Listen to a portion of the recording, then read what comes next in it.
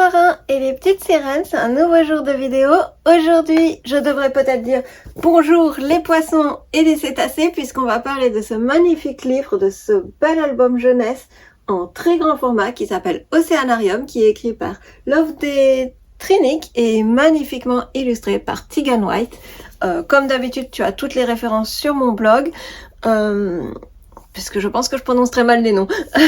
C'est sorti aux éditions Casterman en grand format. Je suis pas payée pour t'en parler, mais j'ai eu un énorme coup de cœur en le voyant en librairie. En fait, je l'avais déjà vu quelque chose comme juste avant les fêtes de Noël et j'avais déjà hésité à l'acheter. Puis bon, cette semaine, la semaine a été très compliquée avec des mauvaises nouvelles qui se sont succédées. Donc, je l'ai revu en librairie, dans ma librairie favorite. Et du coup, cette fois, j'ai complètement craqué. J'ai pas pu m'empêcher de le prendre.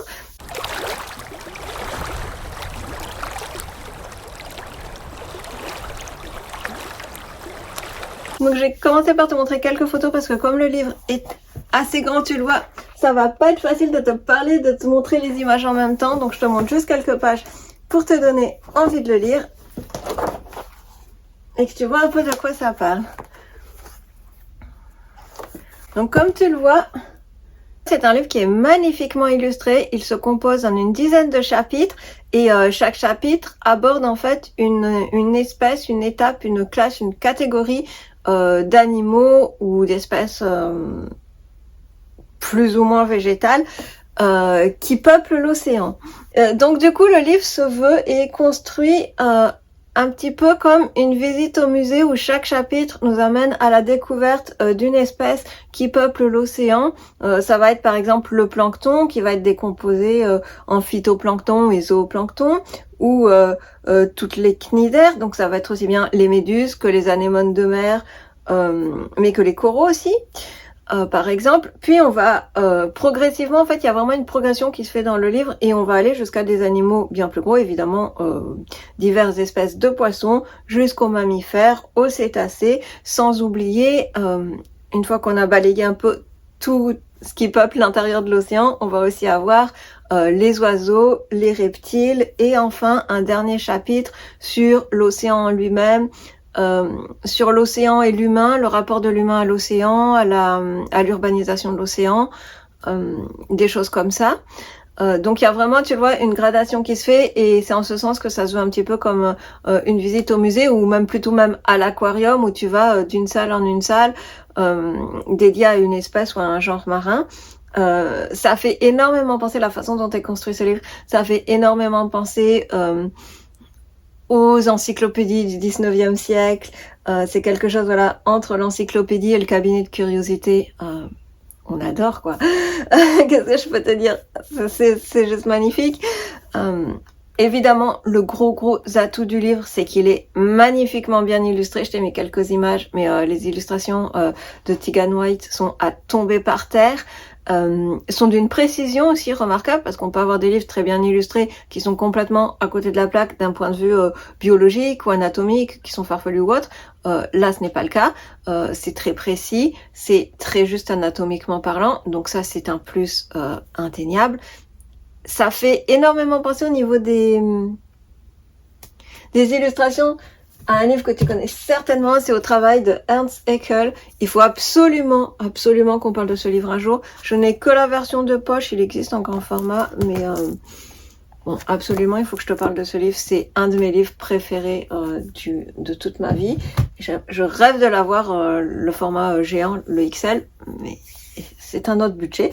Donc voilà, donc on retrouve vraiment cette inspiration et cette tradition des livres d'art de science, si je peux dire ça comme ça, de toutes ces encyclopédies anatomiques, botaniques. D'ailleurs, ce qu'il faut savoir, c'est que Océanarium, ça fait presque partie d'une collection. Il y a plusieurs ouvrages qui fonctionnent sur le même schéma, sur le même type, qui sont sortis aux éditions Casterman, où tu as le botanicarium, le planétarium, des choses comme ça. Il y en a d'autres, je crois qu'il y en a pas une dizaine, mais on approche doucement la dizaine d'ouvrages, je pense, dans ce genre-là. Donc ça forme vraiment une petite collection de mini-encyclopédies. C'est génial pour les enfants.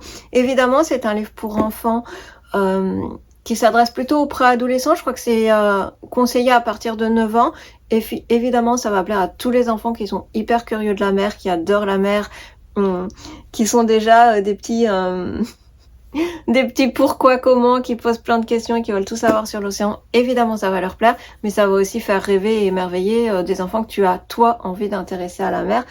L'un des autres gros atouts du livre, c'est que l'auteur, Lovedale Trinick, est chercheuse et biologiste marine. Donc là encore, les textes qui accompagnent les illustrations sont extrêmement pertinents. J'ai été même plutôt agréablement bien surprise, dans le sens où les textes sont intelligents, sont scientifiques, si je puis dire, dans le sens où il y a de vraies informations scientifiques. Évidemment, c'est ludique, c'est léger, c'est pour les enfants, mais il y a de vraies informations, voilà, sur, évidemment, les dimensions de chaque espèce. En fait, ce qu'il faut comprendre sur le livre, je vais te prendre une page comme ça, c'est que tu as d'abord là une page d'illustration sur la gauche du livre, et à droite, non, c'est l'inverse, et sur l'autre page, tu auras un texte qui décrit l'espèce. Et en bas, tu as un petit paragraphe pour chaque espèce que tu vois en fait sur l'autre page. Et en fait, cette toute petite légende pour chaque espèce illustrée fourmille de petites anecdotes, de petits faits scientifiques passionnants et amusants qui vont évidemment amuser mais aussi émerveiller les enfants. Le texte de présentation, lui du coup est extrêmement pertinent et fourmille d'informations scientifiques. J'ai aussi été agréablement surprise de découvrir que rien n'était édulcoré. On n'est pas dans le monde magique de l'océan. C'est pas formidable et merveilleux en tout point.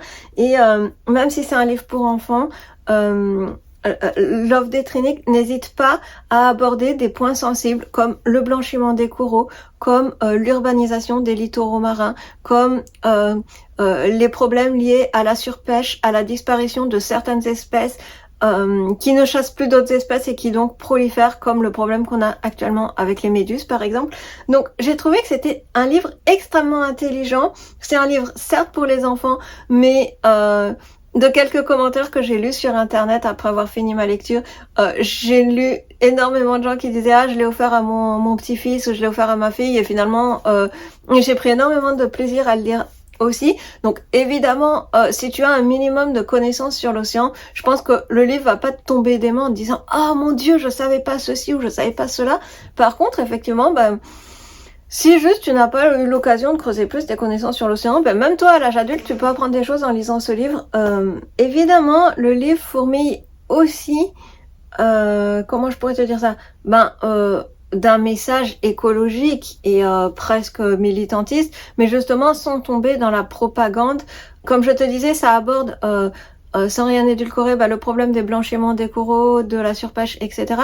Et justement, ce que ça sous-tend, c'est un discours écologique comme quoi il faut préserver les coraux, préserver l'environnement, préserver notre océan, mais la façon dont c'est fait, c'est très discret, c'est au détour de certaines phrases. On n'est pas dans le matraquage d'un discours de propagande l'océan, faut pas le détruire, gna gna gna gna gna. Évidemment, mais c'est un livre qui s'adresse pour les enfants et le message passe discrètement au détour des explications, et c'est plutôt en expliquant le pourquoi et le comment on en arrive à des situations problématiques et critiques qu'on comprend à quel point il faut protéger l'océan. Et je pense que c'est vraiment quelque chose qu'a à cœur l'autrice, c'est vraiment de mieux faire connaître l'océan, de faire aimer l'océan aux enfants pour qu'ils aient envie de le protéger et de se mobiliser pour la préservation de celui-ci. Et je pense qu'elle a tout compris, que c'est pas avec des injonctions à faire ou à ne pas faire ceci ou cela qu'on motive des gens et des jeunes générations à s'investir pour des causes, mais c'est en leur donnant envie, en leur faisant aimer un milieu, une cause à défendre, que les gens seront les meilleurs militants et les meilleurs défenseurs de cette cause. Donc voilà, je pense que je vais pas faire plus long pour te parler du livre. Comme d'habitude, comme je te disais, il y a une critique rédigée sur mon blog. Le lien est toujours en description. Et voilà, je te remontre encore une dernière page parce que je suis vraiment tombée amoureuse des illustrations. C'est vraiment... voilà. Un livre que j'ai adoré et que je vais prendre plaisir à aller relire et refeuilleter à longueur de temps. Bon, le seul problème, voilà, c'est comme tu vois, il est grand. C'est pas un livre de poche que tu peux emmener facilement dans ton sac à main ou dans ton sac à dos. Mais voilà, je fais pas plus long. Je te dis à très bientôt pour de nouvelles vidéos. Et bonne lecture. Dis-moi en commentaire si tu as lu ce livre, s'il t'a plu, si tu as d'autres livres magnifiquement illustrés dans ce genre-là à me proposer. Je suis toujours friande de nouveaux livres à lire, notamment quand ils sont magnifiquement illustrés comme ça, quand les illustrations sont aussi parlantes que les textes, c'est toujours un plus. Donc n'hésite pas à me conseiller tes meilleurs livres sur le sujet et à me dire si tu en as lu d'autres de cette collection. Je serais très curieuse de voir ce que ça donne. Notamment le planétarium, il me fait énormément de l'œil aussi. Et comme ce ne sont pas les mêmes auteurs et illustrateurs, n'hésite pas à me dire si tu en as lu d'autres de cette collection. Je serais vraiment très curieuse de savoir, voilà, d'en savoir plus. Je te dis à très bientôt pour de nouvelles vidéos et bonne lecture. À bientôt mes petits poissons.